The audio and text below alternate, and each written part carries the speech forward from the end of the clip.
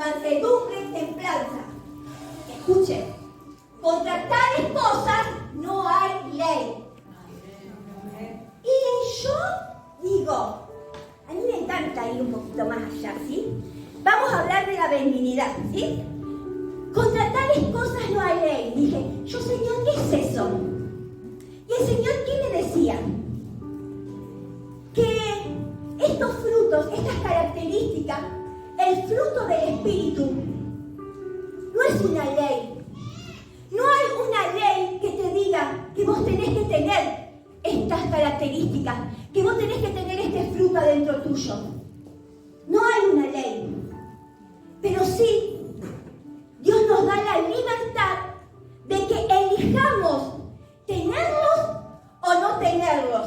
Pero es nuestra obligación como hijos de Dios, como nos llamamos cristianos, tener estos frutos, nos guste o no nos guste, porque si no, no nos podemos llamar cristianos si no tenemos estos frutos, no podemos ser hijos de Dios si no tenemos estos frutos. ¿Por qué, Vanina? Porque el fruto del Espíritu Santo es la característica de Jesús. Y si nosotros como hijos de Dios nos tenemos que parecer a Jesús, es imposible que como hijos de Dios no tengamos estos frutos, porque entonces no somos hijos de Dios. ¿Me comprenden? Entonces, no hay ninguna ley en contra para esto. No es que te van a matar ni te van a meter en la cárcel por no tener estos frutos. Pero sí vas a dejar de tener la heredad de hijo de Dios por no tener estos frutos.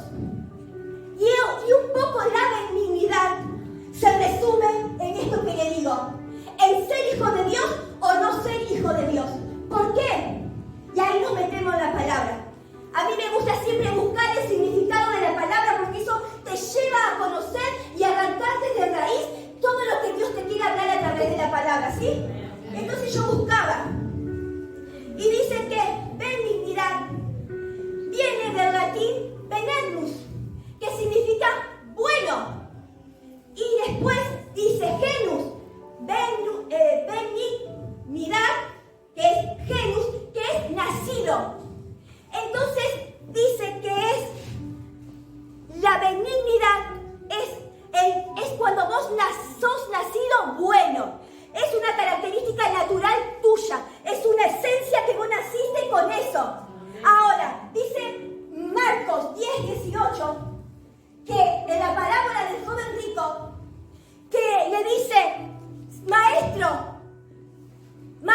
bueno, le dice el joven rico. Y le dice Jesús, ¿por qué me llamas bueno? Si solo bueno hay uno solo, y ese es Dios. Ahora, Dios, por naturaleza y por esencia, es el único bueno, es el único benigno. Amén. ¿Sí? Por lo tanto, Jesús también posee esa característica de ser benigno, de ser bueno. Amén. Nosotros nacemos en pecado, somos concebidos en pecado, nacemos y tenemos la tendencia de hacer siempre lo malo. Lo que no tenemos que hacer, nosotros vamos y lo hacemos. No somos buenos por naturaleza. En nuestra esencia no está hacer lo bueno. ¿Sí? Ahora, que como hijos de Dios tenemos la obligación de aprender a ser bueno. Y que eso nos impregne, que eso se nos haga carne. La benignidad, que no es lo mismo que la bondad. ¿Amén? Amén. Entonces, seguimos. ¿Qué es benignidad? Entonces, y benignidad es el comportamiento ejemplar de todo cristiano. Comportamiento ejemplar de todo cristiano. O sea, es aquel hijo de Dios que hace todo, que se compromete y hace todo con excelencia para Dios y para su prójimo. ¿Qué es el cristiano ejemplar? Es aquel que es amable, es aquel que es íntegro, es aquel que tiene firmeza, es aquel que es responsable, es aquel que es generoso, es aquel que es dadivoso.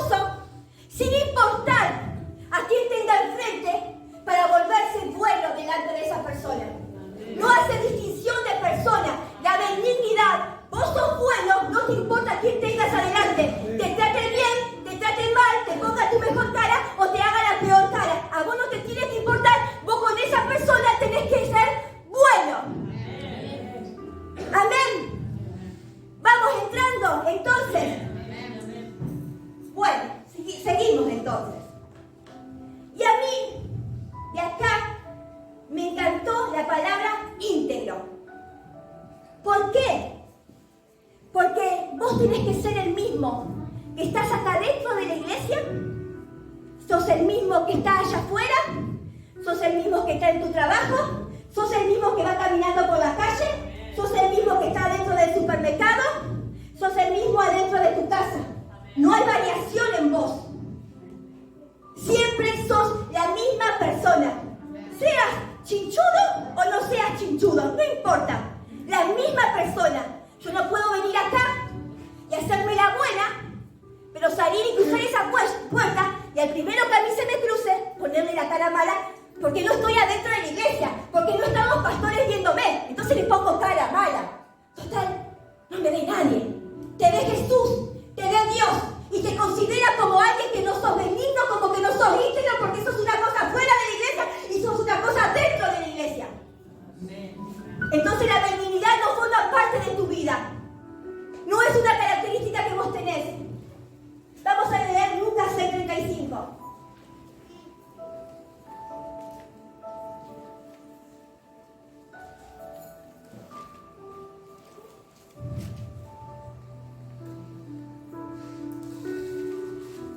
Dice,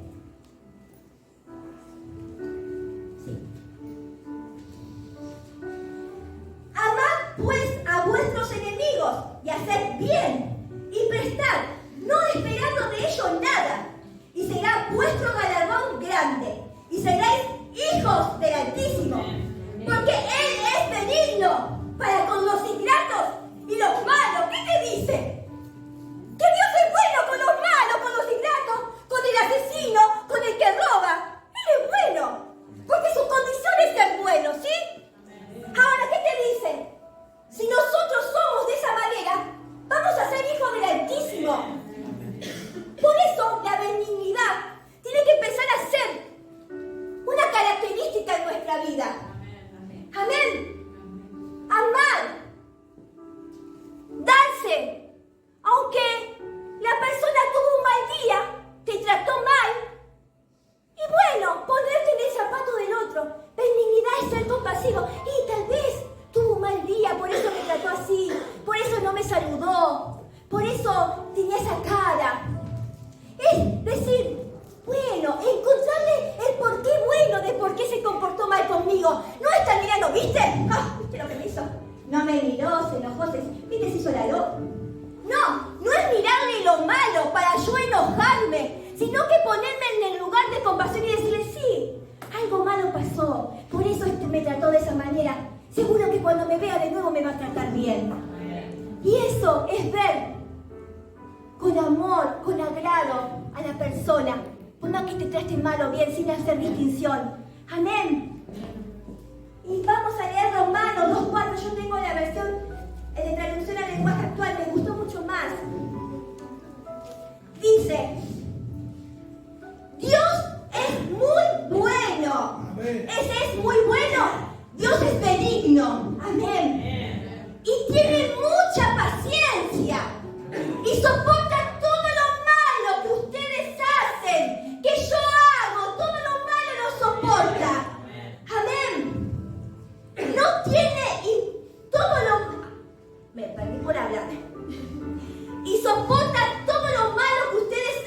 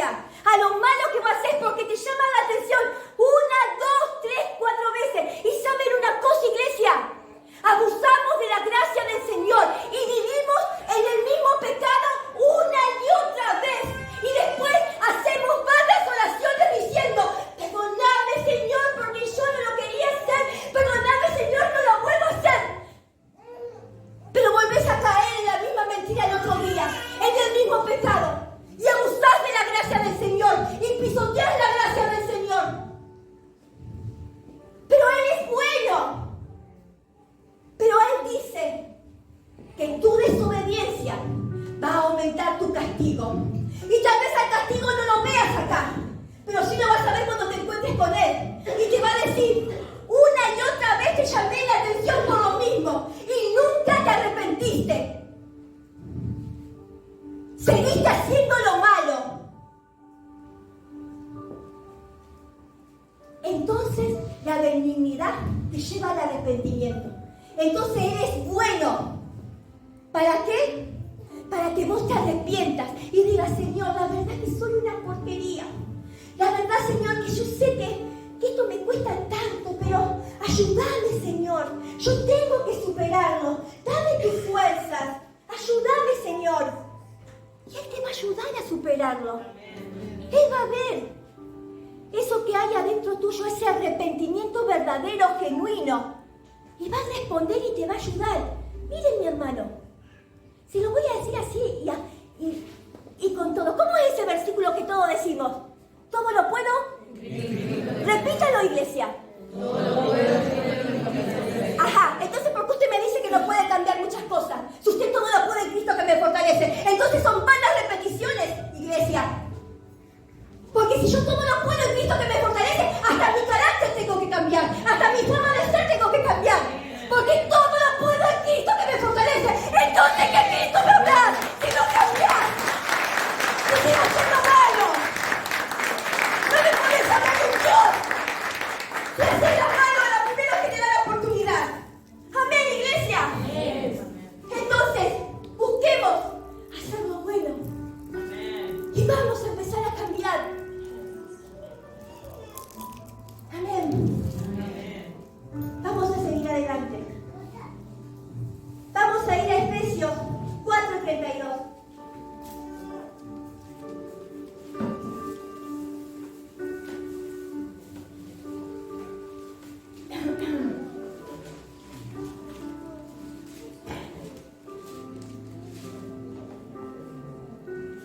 Dice, antes sed benignos unos con otros. Antes sed benignos uno con otro. ¿Sí? Misericordiosos, perdonándonos unos a otros, como Dios también os perdonó a vosotros. ¿Qué tenemos que hacer? Ser bueno con el que tengo al lado.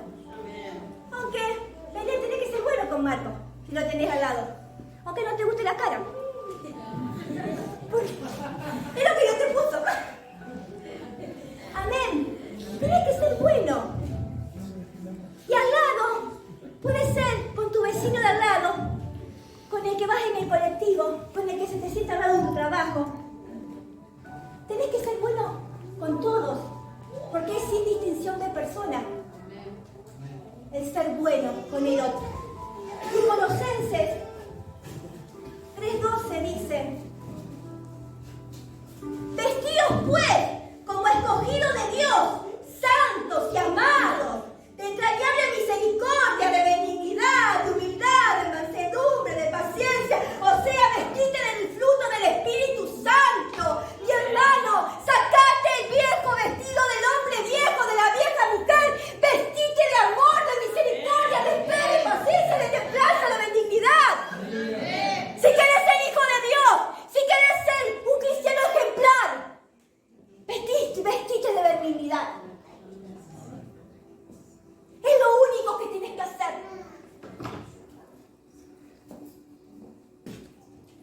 Y ponerte lo que Dios te da. Amén. Y yo buscaba, cuando hablaba con el Señor, yo le pedía, poneme tres ejemplos le pedí. Dije, dame ejemplos de benignidad, porque Jesús lo tenemos como la supremacía, ¿sí? De benignidad. Y me dijo Esther. ¿Y Esther qué pasó con Esther? Vamos a ir a Esther. Esther 4.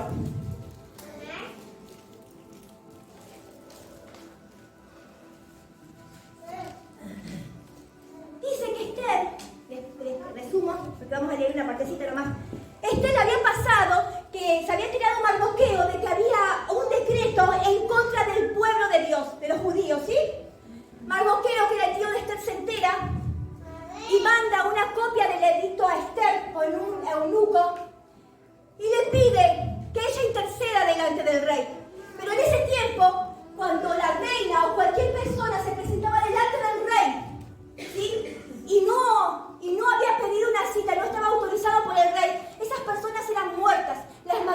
¿sí?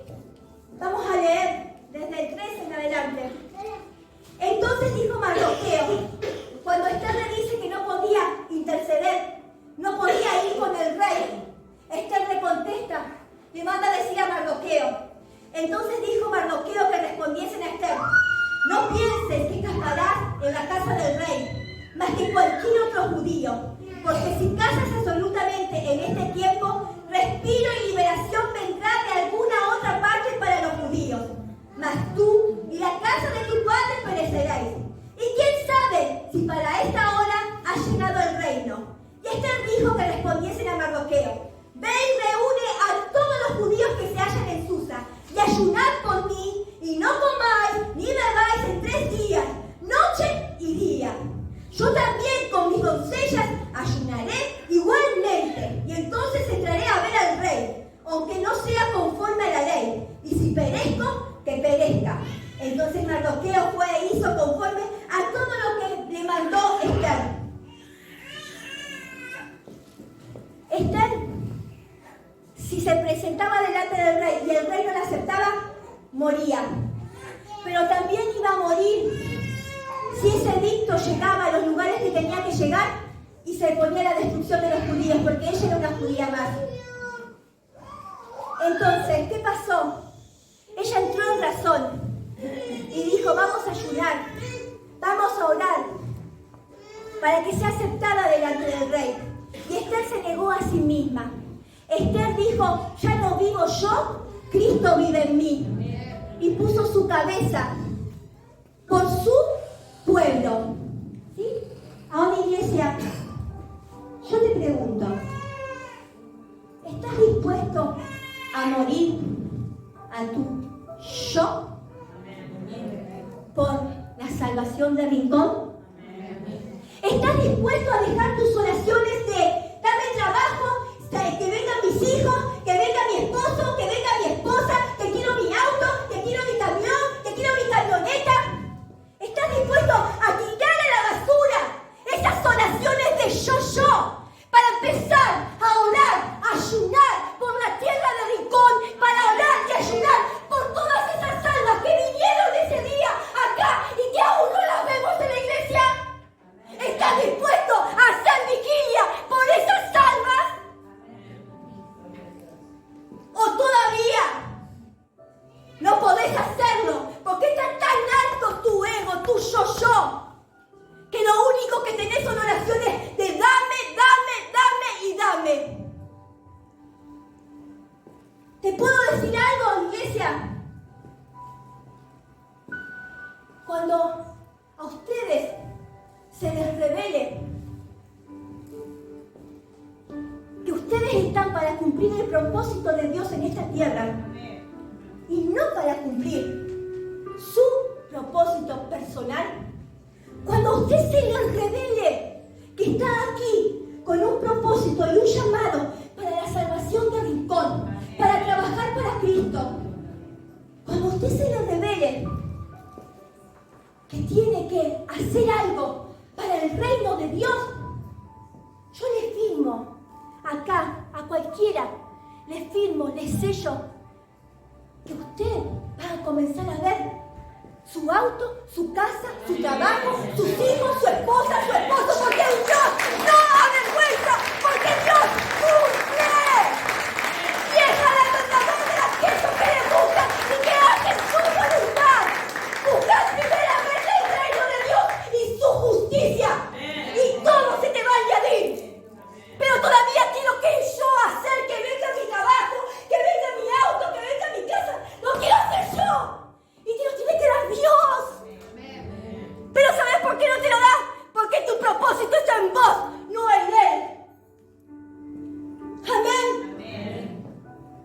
Y otra persona fue Daniel. Vamos a ir a Daniel 6:10.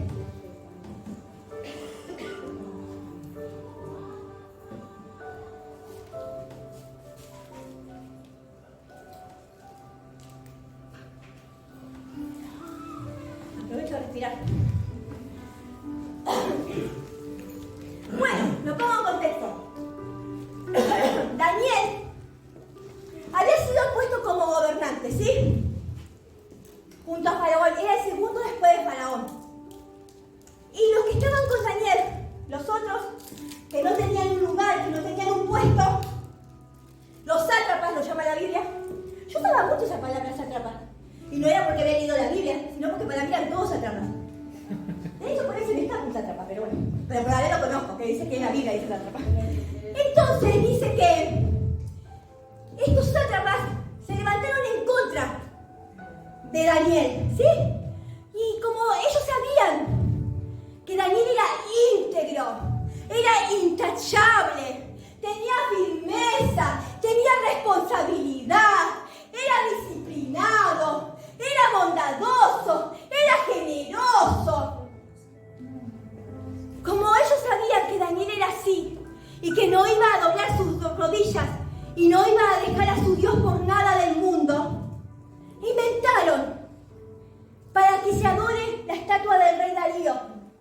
Y todos tenían que adorar al rey Darío, ¿sí? Que tenían que adorarlo a él, arrodillarse con él, pedirle por favor a él, pedirle que los haga libre, pedirle por favor que haga esto, era todo pedirle al rey. Entonces, ¿qué pasó? El rey aprueba ese edicto. Y Daniel 6:10 dice, Daniel se entera de que lo aprobaron, ¿sí? Cuando Daniel supo que el edicto había sido firmado, entró en su casa y abierto las ventanas de su cámara, que daban hacia Jerusalén, se arrodillaba 3 veces al día y oraba y daba gracias delante de su Dios como lo solía hacer antes. Nunca dejó de adorar a su Dios. Nunca dejó de doblar sus rodillas por Dios. No le importó que lo mataran. Él dijo, yo no me voy a doblar mis rodillas ante ningún Baal, porque yo soy íntegro, porque yo sé al Dios que sirvo, yo sé al Dios que adoro, yo sé el Dios que me va a responder. Entonces eligió, ¿y qué pasó? Lo mandaron a matar. Lo llevaron al pozo de los leones, pero sabemos cómo sigue la historia. Ahora, iglesia, te vuelvo a preguntar, ¿dónde está tu integridad? ¿Dónde está tu fidelidad? ¿Dónde está tu lealtad? ¿Dónde está tu firmeza? ¿Dónde está tu disciplina? ¿Dónde está, iglesia? Podemos decir que no doblamos nuestras rodillas ante mi esposo, ante mi esposa, no la considero, no la idolatro al punto de doblar mis rodillas, no idolatro mi trabajo al punto de que no hago nada para Dios por mi trabajo, no puedo. No corrijo a mi hijo porque si lo corrijo se va a enojar y viste cómo es él, entonces doblo mis rodillas delante de mi hijo y no lo corrijo. Todavía sigo pensando en San Expedito, Guadalupe, San Cayetano, San La Muerte. Todavía sigo pensando, todavía por ahí de vez en cuando tengo ganas de ir al curandeo, porque la verdad que la iglesia no logro nada en la iglesia. Entonces voy a ir al curandero a ver si tengo más suerte. Total, después el Dios es bueno y vuelvo a la iglesia. ¿Podemos decir que nada de eso está en nosotros? ¿Podemos considerarnos que hoy podemos decir no hay idolatría delante de mí que me separe de Dios? A veces tu misma carne es idolatría, porque preferís dormir y descansar antes que buscar del Señor o hacer cosas para el Señor. Y eso también es idolatría. Y por último, lo encontré a José. ¿Qué corazón el de José? Corazón compasivo, corazón misericordioso. Para hacerlo rápido, porque la hora se va. José y sus hermanos lo habían mandado a matar por celos y envidia, como pasó con Daniel, ¿sí? ¿Cómo pueden matar los celos y la envidia? ¿Cómo pueden matar y matarte? Tenga cuidado, mi hermano, porque usted muchas veces no lo tiene por pecado, y es pecado. Entonces, ¿qué pasó? Lo venden. Llega a la casa a gobernar con el faraón y lo ponen. Hubo años de sequía, ¿sí? Hubo años de sequía. Y dice que sus hermanos llegaron hasta donde él estaba, porque él había sido tan sabio, que había guardado en los graneros alimentos para cubrir los 7 años de sequía. ¿Sí? Los 7 años que iba a haber escasez, él tenía preparado todo para ese tiempo. Entonces sus hermanos fueron a comprar alimento, porque era el único que tenía alimento. ¿Sí? Alimento fresco. Muchas veces idolatramos a la persona que está acá adelante y nos está dando alimento fresco y la tenemos por basura. Amén. Eso no estaba preparado, me salió ahora. Amén. Tenga cuidado, dice. No idolatren a los que están acá adelante. Que si predica uno me gusta, si predica el otro no me gusta. Porque todos traemos alimento fresco y todos tenemos una palabra del Señor. Amén.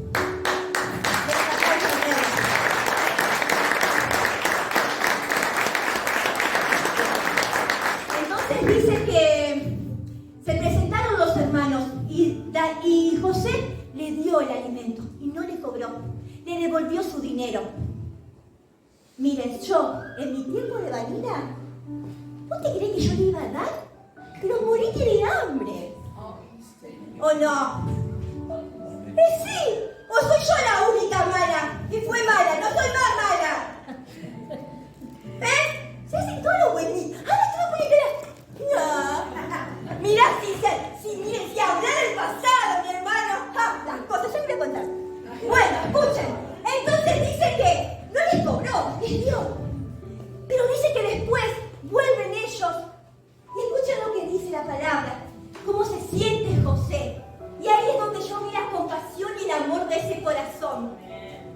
Dice José, no Génesis, no es José, es Génesis 45.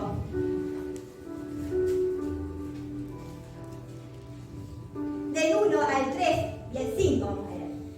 No podía ya José contenerse delante de todos los que estaban al lado suyo y clamó: haced salir de mi presencia a todos, y no quedó nadie con él, al darse a conocer José a sus hermanos.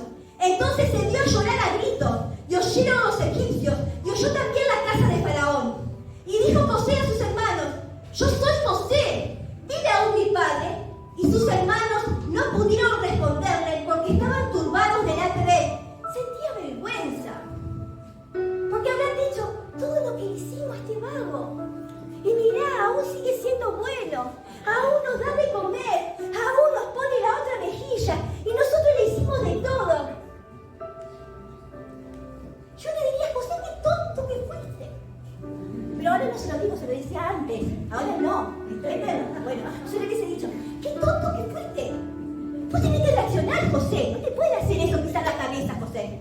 Pero bueno, esa era la vieja Vanina, ahora la Vanina de ahora dice: qué bueno que fuiste, José. ¿Amén? Entonces dice en el 5, escuchen: ahora pues no os entristezcáis, ni os pese de haberme venido acá, porque para preservación de vida me dio Dios delante de vosotros. ¿Qué le dice José? No se pongan tristes, está todo bien. ¿Sabes una cosa? Todo lo que ustedes mal que me quisieron hacer, Dios lo usó para bien, Dios lo usó para bendecirme, Dios lo usó para ponerme en lugares de gobierno, Dios lo usó para exaltarme.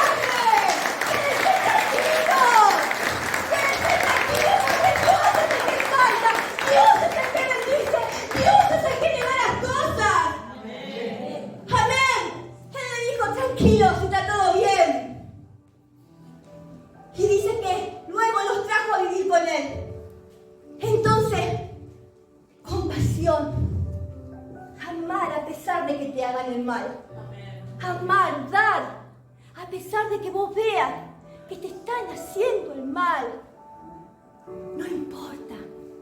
No mires. dale para adelante, puesto los ojos en Jesús, el autor y consumador de todas las cosas. Amén.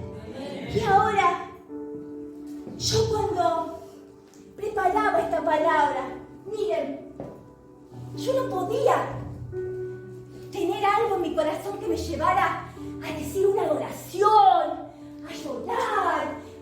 No, yo sentía mi corazón me decía, alaba, alaba, alaba. Y cuando la Biblia entró y empezó a decir que el siervo brama por las aguas, así clama, oh Dios, por ti mi alma. Y a mí la palabra que se me venía cuando yo preparaba esto decía, oh alma mía, alaba al Señor.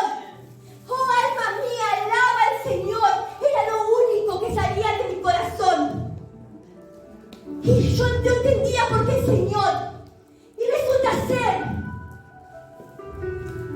que hoy es 1 de agosto y es un nuevo comienzo. Y la palabra me habla de que yo tengo que vestirme de benignidad. Me habla de que tengo que cambiar. Y el mes de agosto es el número 8 y me habla de un nuevo comienzo. Entonces Dios te está diciendo, te doy la oportunidad de comenzar este mes sacándote los harapos y poniéndote mi realeza. Amén. ¿Saben por qué, iglesia? Porque el Señor quiere pasar delante de ustedes. Pero no podemos acceder, ¿saben por qué? Escucha, iglesia. ¿Saben por qué no podemos acceder a esas puertas que el Señor tiene? ¿Saben por qué hay cosas retenidas aún, como esas almas que aún no llegan? Pero tranquila, porque el Señor las va a entregar. Amén. Porque el Señor no te va a dar nada que no puedas soportar. Y tal vez no estamos preparados como iglesia, como cuerpo, para atender esas almas.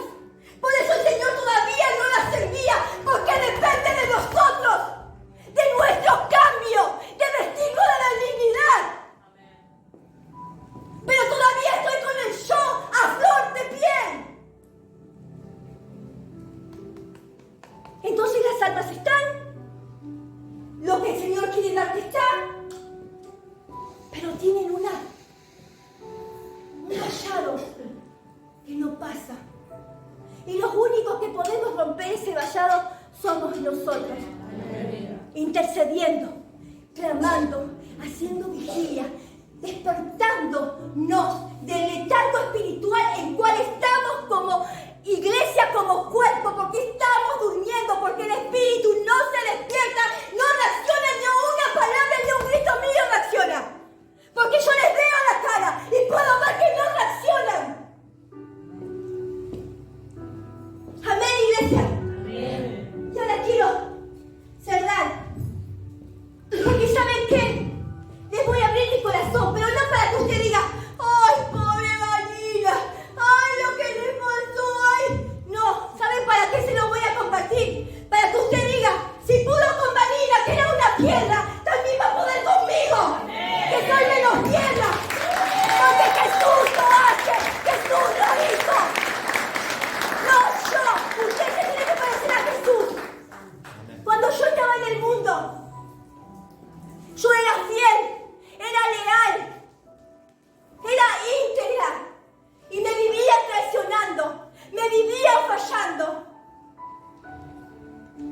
Pero yo aún así lo seguía haciendo porque es mi esencia.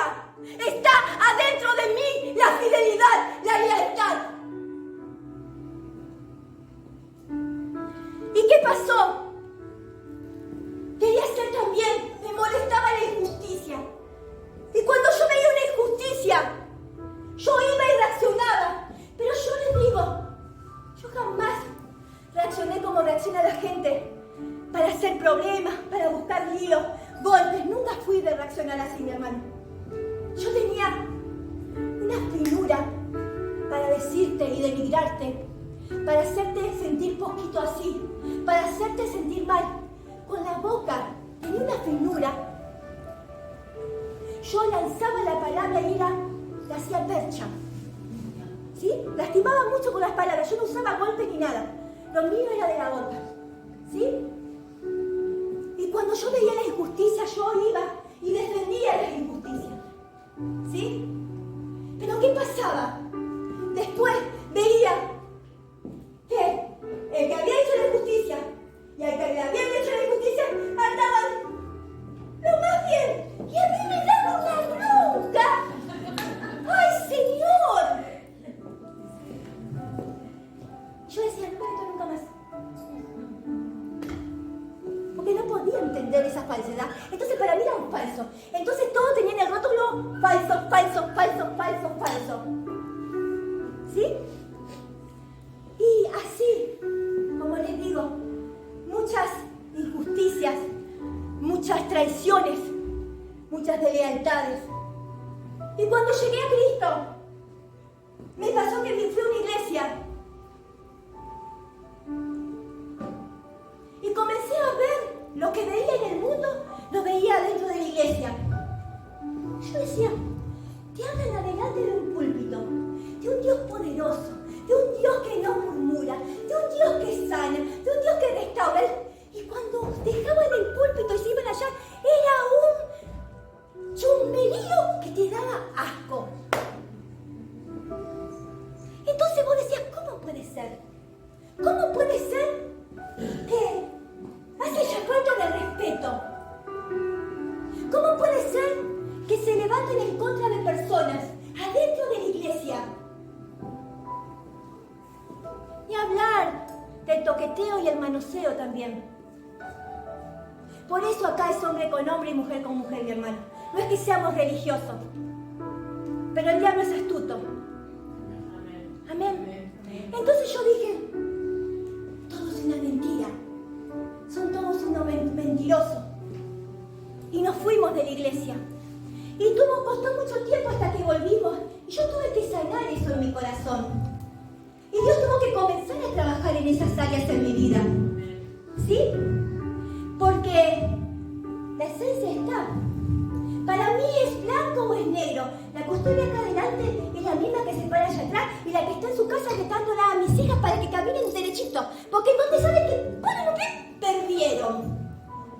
Ellas saben que tienen que ir así. Si no, entramos en problema. Porque para mí no hay blanco ni negro. Para mí es blanco o negro, no hay grises. Amén. Entonces, ¿qué pasaba? Yo, con ese blanco o negro, ¿sí? ¿Qué hacía?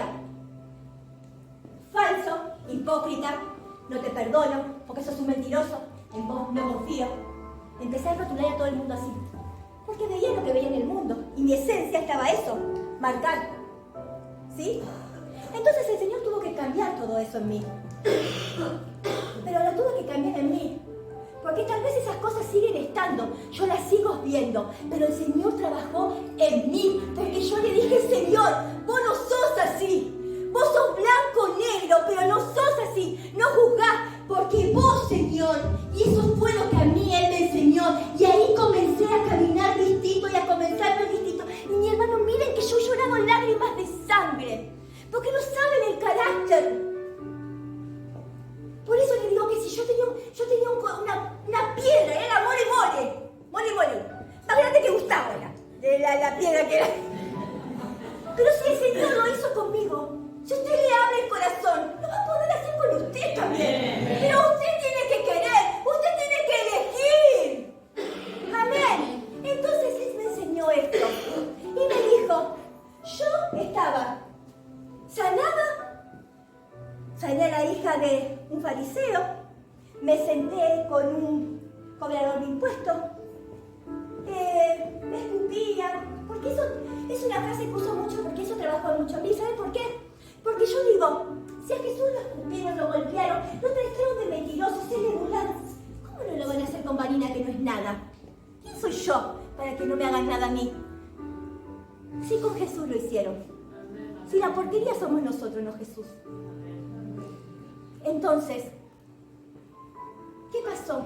Me dijo eso. Y yo sanaba, a pesar de todo lo que me hacían, yo sané, yo morí en esa cruz. Con todos esos que me golpearon, me pusieron la corona, me hicieron de todo. Yo morí por ellos en esa cruz. Señor, todo bien. Pero, viste que yo caminaba y por ahí íbamos con multitudes. Sí, Señor, también lo sé que caminaste con multitudes. Pero vos también sabés que yo tenía 12 con lo que yo me sentaba, a pesar de que tenía un traicionero en la mesa. No importa, yo sabía cuál era su destino. Pero tenía mis 12. Sí, le digo también, no sé, Señor. La verdad que tenés agallas vos porque yo. Bueno, pero ¿y sabés qué? Había 3 que sabían, eran mis íntimos. Había 3 que sabían mis dolores, mis tristezas, mis aflicciones. Fueron 3 los que me vieron llorar. Fueron 3. ¿Y saben qué entendí? Que todos pueden traicionarme, ¿sí? Pero yo me tengo que dar igual por todos. Amén. El amor trabajó. Me tengo que dar aún por el que me hace daño, yo me tengo que dar. Aún por ese que no me gusta la cara, también me tengo que dar. ¿Sí? Bueno, pero también ¿saben qué? Voy a tener un equipo de trabajo. Puedo estar rodeada con personas. Lo llevo porque lo llevo al ejemplo de Jesús. No es que tengo un equipo de trabajo, sino que yo lo llevo al plano de lo que Jesús a mí me hablaba, ¿sí? Yo tengo los 12, ¿sí? Vas a tener los que están con vos, los que están... Y tal vez haya un traicionero en eso. Pero no importa. Vos hacer el bien, vos amalo, sentate y comé con él. No importa, porque vos tenés que darte.